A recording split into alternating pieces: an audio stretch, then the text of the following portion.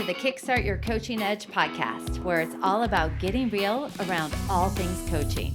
And what we know for sure is that what got you here won't get you there. You can't see the spinach in your own teeth. And finally, hang on, because this one's really deep. Once you realize that you are the traffic, everything makes complete and unadulterated sense. I wish the ESPN musical's on. I cannot help you at all with that. I know. All right, so here we are talking about boundaries, and one of the key important things working with clients is getting them to understand what is the boundary they want to set, why it's important now, and really being able to get a clear understanding of the need to do this in order to have buy-in. What do you mean by to have buy-in for what? Them doing it or them actually wanting to do it? All of it, right? Okay. So a lot of times people, Kara, will sit there and say, I need to set a boundary and I'm just not going to tolerate this behavior anymore. And so they get around that behavior and then they make excuses. Then they say, oh, they were just drunk. Or, oh, That's just Bob. That's just Bob, or whatever the case may be. And the reality is people have to understand that if they want to make a commitment to have a different experience in life, they need to understand kind of like from a helicopter view of who are they in relationship to the boundary they're trying to set. Yeah, I get that. And I think that that's going to be the important piece, right? Why is it really important that they do this? And what are the things that are going on behind it, right? What are the stories that they're creating in their own head?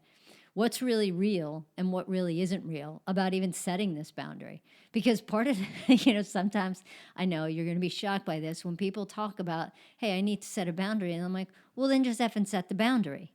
Like, just it's that thing, making the commitment and then having the discipline to actually do it, because people can talk a good game and say, hey, I'm going to set a boundary. And then they're like, oh, yeah, I set it. But then, like you just said, it's just ignored. And then they come back again and they keep talking about it and keep talking about it. So you need the discipline you need the commitment. That's going to go with that boundary. Yep. So we have a couple of starter questions to think about using with clients about boundaries. And if you're just listening to this because it's fun, you may want to set some of your own boundaries. So you could take these questions into account as well. Not about listening to us. Oh, okay. Yeah, just in general. So when you think about let's say you're in a relationship and you feel that people are taking advantage of you and you're a people pleaser, so you say yes to everything and you want to set some boundaries around that. One of the things to think about outside of the actual boundary is what is the goal for the relationship? Not together, like you and the other person, but what is your goal? Why are you in the relationship? What's important about it? Sometimes we're in relationships because we want to be. Sometimes they're our family, or they're our next door neighbor, or they're on a board of associations. So many different ways we have relationships. And so a lot of the things I like to ask people when they're talking about boundaries or changing a dynamic, it's, well, what's your real goal for this relationship? Yeah, that's going to be important because that's going to, that's really going to get the buy-in right there. Yeah. Right? So you need to know what's really important. What's the goal of the relationship? It could be to just peacefully coexist. It could just be to not show up and fight all the time. And also, it could be to have a really, really cool relationship that, is growth, is, it's fun. So there could be a bunch of different things on, the goals of the relationship. So really figuring out what that is really important. It is. And then asking the next important question, which is, what's in the way of that happening? And that's going to help to identify, oh, I feel resentful every time I'm near them. Oh, I get exasperated because my voice isn't heard. Oh, whatever, fill in the blank. But figuring out what's really in the way of having that goal of that relationship.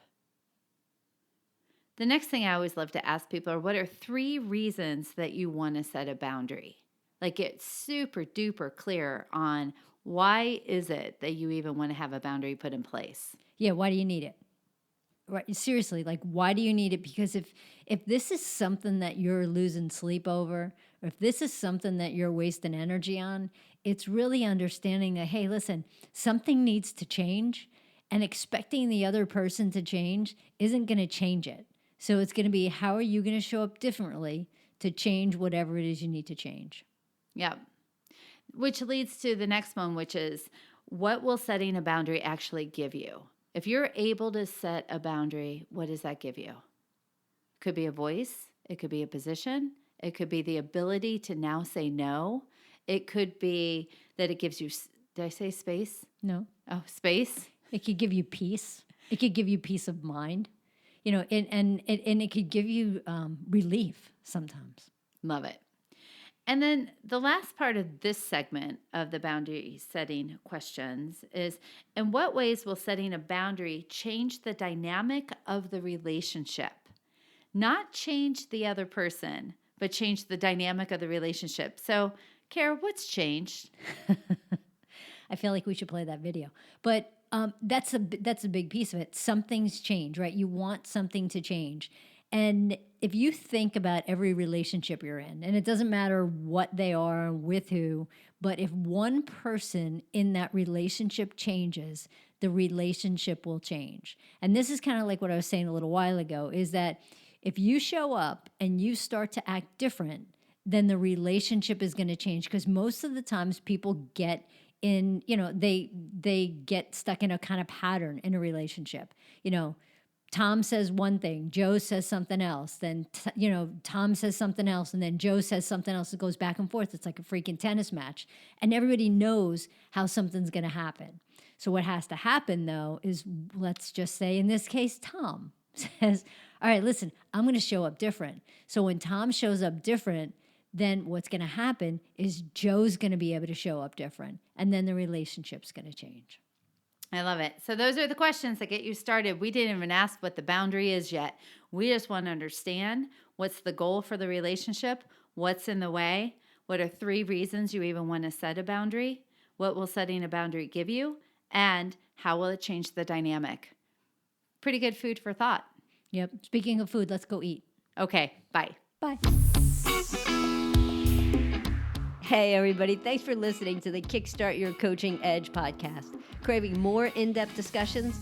Check out the Get Real Inner Circle with our no BS in-crowd of coaches. Join live coaching discussions, breakdowns of coaching calls, and have some fun while you're at it. You're going to want to go to kickstartyouredge.com/inner circle. It's time to get real.